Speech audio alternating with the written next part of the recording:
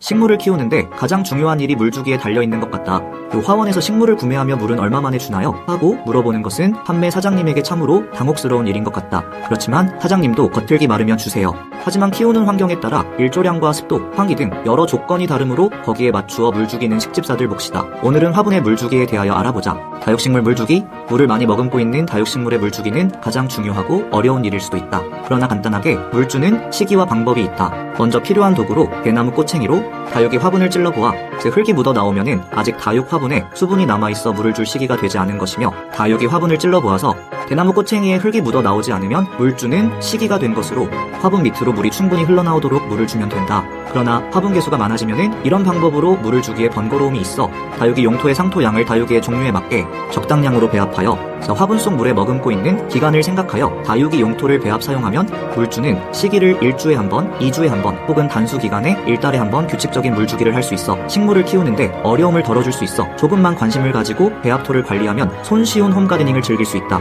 분갈이 후 물주기. 보통 다육식물은 분갈이 후 일주일 후에 물주기를 하라고 알려준다. 이유는 정리한 뿌리가 아물어 세균 감염을 막고 어느 정도 새로운 뿌리가 나오기 시작하는 시기를 일주일로 보아서 이렇게 통용되고 있다. 그래서 이름표로 이력을 관리하여 분갈이 시기 등의 유용한 기록을 남겨두는 것이 좋다. 며칠 전 분갈이한 블랙마리아 다육이로 이름표에 25만 326으로 기록되어 있어 오늘이 일주일이 되는 날이다. 그동안의 경험을 토대로 내 개인적인 생각은 몇 분간 저면 관수를 실시하고 스프레이나 샤워기를 사용하여 충분하게 관수하여 배수층에 걸리지 않는 고운 가루를 밖으로 내보내어 실내에서 키우면서 물바디가 더러워지는 것을 방지할 수 있다. 배합토를 혼합할 때 섞어서 사용하는 마사토는 요즘 씻어서 판매하는 것이 많아 괜찮지만 사냐초나 휴가토는 가루가 너무 많아 일일이 씻어서 사용하기 불편하며 미세한 가루가 뿌리에 붙어 생육에 저해가 된다고 하니 분갈이 후 충분히 관수하여 미세 가루를 씻어주는 것이 좋다고 한다. 어느 정도 맑은 물이 나오기 시작하면 아직 뿌리가 제대로 발달하지 않은 상태이므로 화분 속 물기를 빼주고 마무리한다. 리톱스와 코노피튬 같은 다육식물은 보통 분갈이 시 뿌리를 완전히 정리하는 것이, 보통이나 리톱스가 기력이 없을 때는 뿌리를 완전히 정리하여 분갈이하면 새로운 뿌리를 내릴 기력이 없어 고사할 수 있으며, 뿌리가 튼튼한 리톱스를 분갈이할 때는 뿌리를 조금만 정리하여 분갈이한다.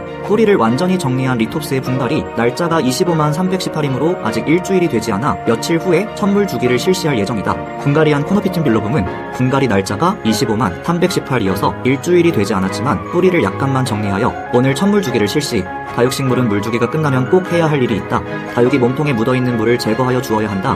원예 에어브러쉬 또는 카메라 렌즈 청소용 에어브러쉬를 이용하여 다육이 표면에 있는 물기를 제거하여 생장점 주위에 고인 물이 생장점을 무르게 하는 것을 막아주고, 물방울이 볼록렌즈 역할을 하여 다육이가 화상을 입어 특히 값비싼 다육이의 몸에 흉터가 남을 수 있어 귀한 다육이의 가격을 하락시킬 수 있다. 물방울을 완전히 제거한 다육이, 하찮은 작업이지만 소중한 다육이를 멋지게 키우기 위하여 특히 선인장같이 탈피를 하지 않는 다육이는 꼭 실시하여 주는 것이 좋다. 물주는 요령 및 방법도 어느 정도 식집사 생활을 하다 보면은 각자의 요령이 생기겠지만, 투명 컵을 이용하여 관찰해보면 물주기 시 용토에 물길이 생겨 골고루 물이 흡수되지 못하고 아래로 흘러나올 수 있어 처음 분갈이 시 조금은 귀찮더라도 물길이 생기지 않고 골고루 물을 흡수할 수 있도록 길을 만들어주기 위해 조금 번거로워도 물주기에 신경을 쓰는 것이 좋을 듯하다. 관엽 및 대형 화분 물주기, 즉 관엽식물 등 대형식물은 물관리에 비교적 어려움이 없어 1부터 2주에 한 번씩 관수할 수 있도록 배합토를 만들어 사용하면 편리하고, 그렇지 못하면 얼마간 대나무 꼬챙이를 이용하여 흙에 꽂아보아 물기가 없으면 흠뻑 물을 주고 몇 번 반복하다 보면 나의 환경에 맞는 물주는 주기를 알게 되어 규칙적인 물주기를 할 수 있다.